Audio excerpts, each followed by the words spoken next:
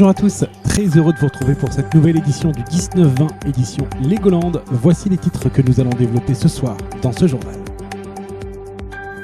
Tout d'abord, nous allons jeter un coup d'œil sur la rétrospective 2024. Quelles ont été les nouveautés de l'année qui va s'achever? Nous reviendrons en images sur un an de construction à Legoland. Puis nous découvrirons quels sont les grands projets pour la prochaine année qui arrivent très vite. À quoi faut-il s'attendre? Quels sont les projets déjà actés? Réponse dans ce journal.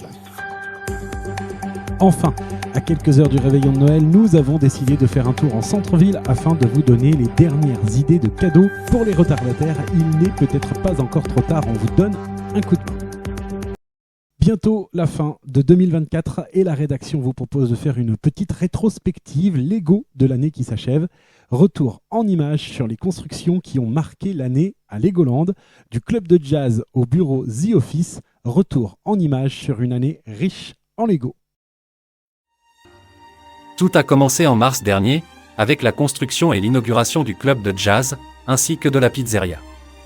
Sortie de terre en quelques semaines, cette construction a permis d'apporter un peu plus de loisirs à Legoland. Puis l'été est arrivé avec les Jeux Olympiques. Un événement à l'impact planétaire.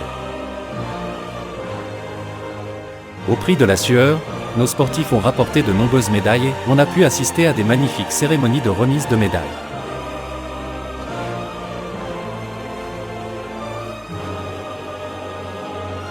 En fin d'année, c'est une nouvelle entreprise qui a rejoint Legoland.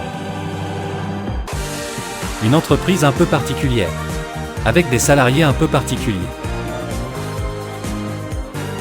Enfin, une voiture de police supplémentaire viendra soulager les agents, tandis que Saint-Bas-le-Roi-Lion domine la savane.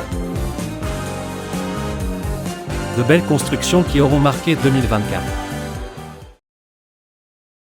2025 arrive à grands pas et déjà de nombreux projets sont dans les tuyaux. Nous avons assisté au dernier conseil municipal. Petit tour d'horizon avec Monsieur le maire sur ce qui nous attend à Legoland pour cette nouvelle année. Reportage Anne-Claire Lapix. Le 23 novembre dernier, le conseil municipal de Legoland se réunissait pour voter deux gros projets de construction. Le premier a fait l'unanimité des élus. Il y aura bien en 2025 un muséum d'histoire naturelle à Legoland. Lieu de culture et de découverte, le musée abritera sur 2 niveaux des collections inédites et un véritable squelette. Sur le toit, un observatoire permettra une découverte de l'univers. Il nous manquait un lieu culturel à Legoland. Avec ce musée, nos écoliers vont pouvoir découvrir le monde. Au travers de la science, on va découvrir l'histoire, l'astronomie, l'archéologie.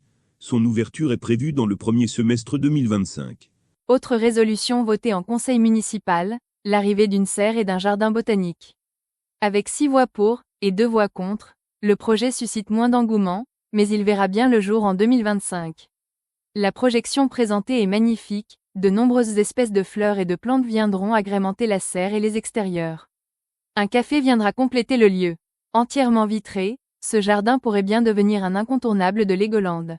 Pour ce qui concerne la serre, c'est une idée d'une de mes conseillères municipales. Elle trouvait qu'il manquait un lieu de balade, un endroit où on pourrait admirer la nature du monde entier. Puis à force de réflexion, nous avons trouvé l'idée de la serre. Cette dernière devrait sortir de terre durant l'année 2025. Les permis de construire de ces deux grands projets ont déjà été signés. Il ne reste plus qu'aux entreprises à engager les travaux.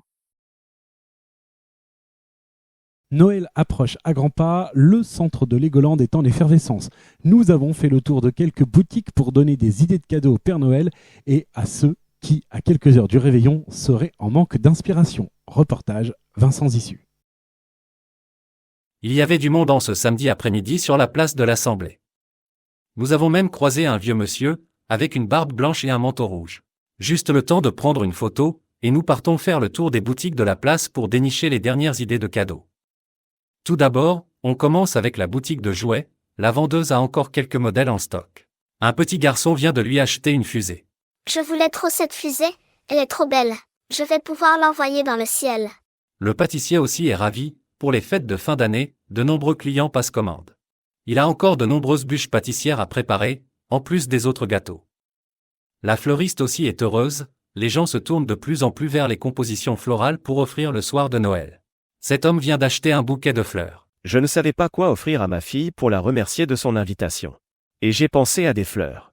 Ça fait toujours plaisir des fleurs. Pour tous, en tout cas, c'est l'occasion de faire un tour en ville et de finaliser les derniers achats. C'est la fin de cette édition. Merci encore pour votre fidélité à ce journal.